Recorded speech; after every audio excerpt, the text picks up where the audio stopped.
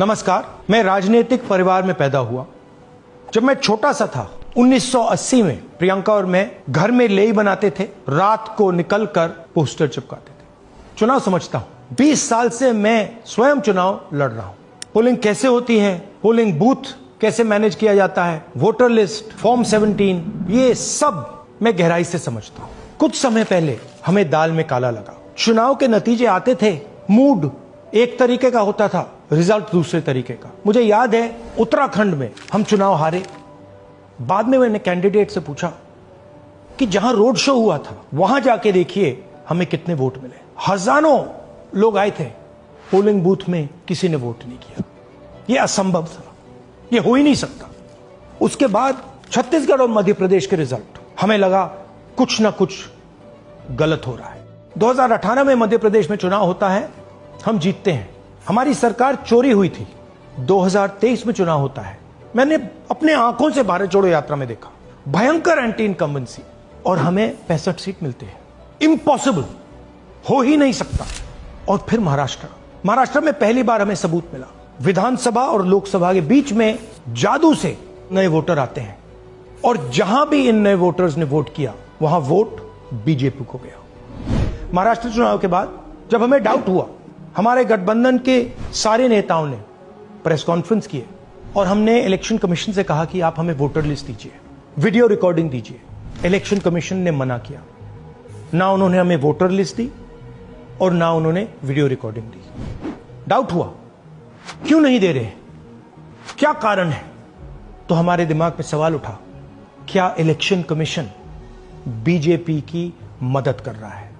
क्या election commission ही election को चोरी करवा रहा है? इसके बाद हमने एक टीम सेटअप की और हमने उन्हें कहा कि आप जाइए, एक कंस्टिट्यूएंसी में जाके ढूंढिए, सच्चाई ढूंढिए, किस प्रकार से चीटिंग की जा रही है, किस प्रकार से यह काम किया जा रहा है और कौन कौन इस काम को कर रहे हैं। सबसे महत्वपूर्ण बात यह है कि इलेक्शन कमीशन डिजिटल डेटा नहीं देता है, फिजिकल डेटा देता है। मतलब लाखों कागज में वोटर लिस्ट दे देगा, मगर डिजिटल वोटर लिस्ट किसी को कभी नहीं देता। क्यों नहीं देता? कारण क्या है? कारण है कि अगर डिजिटल डेटा मिल जाए तो इलेक्शन कमीशन की सच्चाई पूरे देश को पता लग जाए। हमने टीम को बताया, मैंडेट दी कि आप जाके चेक कीजिए, आप 5-7 सीटों पे पता लगाइए कि चीटिंग हुई, और अगर हुई तो कैसे हुई। टीम ने हमें एक दिन बताया कि 5-7 सीटों पे काम किया ही नहीं जा सकता। क्यों? मैंने उनसे पूछा क्यों नहीं किया जा सकता।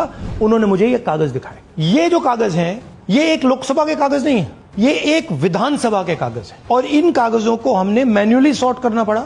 और पूरा का पूरा काम जो हुआ है, इसमें 6 महीने लगे हैं, और एक असेंबली सीट में हम ये काम कर पाए हैं। क्यों? क्योंकि डिजिटल डेटा नहीं दिया जाता। अगर इलेक्शन कमीशन ने हमें डिजिटल डेटा दिया होता तो हम ये कार्रवाई पूरे देश में, हर लोकसभा में, हर विधानसभा में 15 मिनट में करके दिखा देते। हमारे पास अनलिमिटेड रिसोर्सेज नहीं है, इसलिए हमने ये रिसर्च सिर्फ एक लोकसभा में, एक विधानसभा सीट में की। मगर मुझ में अब पूरा भरोसा है कि ऐसी 100 से ज्यादा सीटें हैं हिंदुस्तान में। जो यहां हुआ है उन सीटों में भी हुआ है।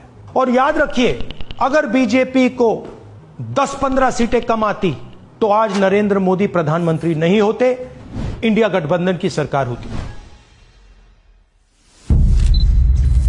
जांच ने 5 तरीके की चोरी पकड़ी है। डुप्लीकेट वोटर, जिसका मतलब एक वोटर के नाम वोटर लिस्ट में अनेक जगह आ रहे हैं। फेक एड्रेस, मतलब एड्रेस है ही नहीं या फिर हाउस नंबर 0।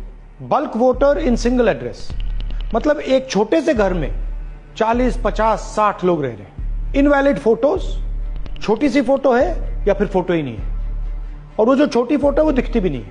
कौन है, किसका चेहरा है, नहीं पता लग सकता। Misuse of form 6।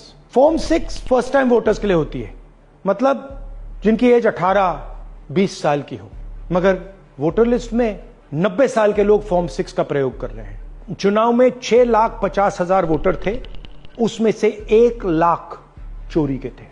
अब मैं आपको 5 उदाहरण देता हूं। यह देखिए, गुरकीरत सिंह डांग, इसका नाम 4 अलग अलग बूथों पे आता है। यह कैसे हुआ और क्यों हुआ? एक और उदाहरण, विशाल सिंह, वाराणसी में वोटर लिस्ट में नाम है और बेंगलोर में 2 बार वोटर लिस्ट में नाम आता है। क्या ये वाराणसी में वोट कर रहे हैं या बेंगलोर में वोट कर रहे हैं या दोनों जगह वोट कर रहे हैं? एक और उदाहरण देखिए, हाउस नंबर 0। तो आपने कभी सुना है हाउस नंबर 0? हमने तो नहीं सुना था, मगर बेंगलोर में हजारों हाउस नंबर 0 हैं वोटर लिस्ट पे। हाउस नंबर 35 की कहानी सुनिए। छोटा सा घर है, ज्यादा से ज्यादा 4 लोग रह सकते हैं, मगर इस 35 में 80 लोग वोटर लिस्ट में रजिस्टर्ड है। ये ईआरओ ने कैसे अप्रूव किया, क्यों अप्रूव किया, पता लगाना है। अच्छा, अब ये देखिए वोटर लिस्ट, इनकी फोटो देखिए, या फोटो है ही नहीं या फिर छोटी छोटी फोटो है जो दिख नहीं सकती। इन वोटर आईडीज पे वोट दिया गया है। अब मैं आपको बताता हूं शकुन रानी की कहानी। फर्स्ट टाइम वोटर बनी है, 70 साल की आयु है। एक बार फॉर्म 6 का प्रयोग किया और उसके कुछ ही महीने बाद दूसरी बार फॉर्म 6 का प्रयोग होता है। 2 बार इनका नाम वोटर लिस्ट में आता है और फर्स्ट टाइम वोटर की लिस्ट में आता है। ये फर्स्ट टाइम वोटर हो ही नहीं सकती। तो क्या शकुन रानी जी ने वोट किया या किसी और ने शकुन रानी जी के लिए वोट किया? ये ही छुपाने के लिए सीसीटीवी का डेटा हमें नहीं दिया जा रहा है। और ये शकुन रानी जी अकेली नहीं है, ऐसे हजारों लोग हैं जिन्होंने फॉर्म 6 का प्रयोग करके 2-3 बार वोटर लिस्ट में नाम डाला है। हमने पहले इलेक्शन कमीशन से इलेक्ट्रॉनिक वोटर लिस्ट मांगी थी, सीसीटीवी फुटेज मांगी थी। उन्होंने अपना काम नहीं किया, हमें नहीं दिया। फिर हमने अपना इन्वेस्टिगेशन कराया, आरटीआई भरे और हमारे पास डेटा आया। भाई और बहनों, सच्चाई यह है कि हिंदुस्तान में इलेक्शन कमीशन और बीजेपी मिलकर इलेक्शन चोरी कर रहे हैं। यह पूरा का पूरा सबूत ब्लैक एंड व्हाइट में आज हमने आपको दिया है।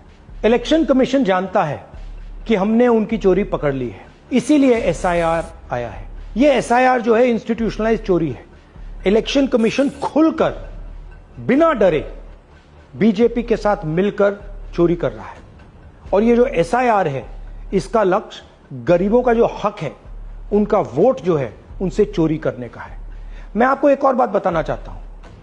इस पूरी इन्वेस्टिगेशन में हमने वोटर एडिशन को देखा है, मगर जितना एडिशन होता है शायद उससे ज्यादा डिलीशन होता है, सबट्रैक्शन होता है। तो ये सिर्फ एक मेन तरीका हमने पकड़ा है, दूसरे तरीके पे हमने इन्वेस्टिगेशन की ही नहीं है। मैं इलेक्शन कमीशन और इलेक्शन के ऑफिसर्स को साफ कह रहा हूं, आप जो कर रहे हो गलत कर रहे हो, ये ट्रीजन है, देश के खिलाफ है। ये मत भूलिए, टाइम आएगा हम आपको पकड़ेंगे, बचने वाले नहीं हो। It is critical that we expose voter चोरी।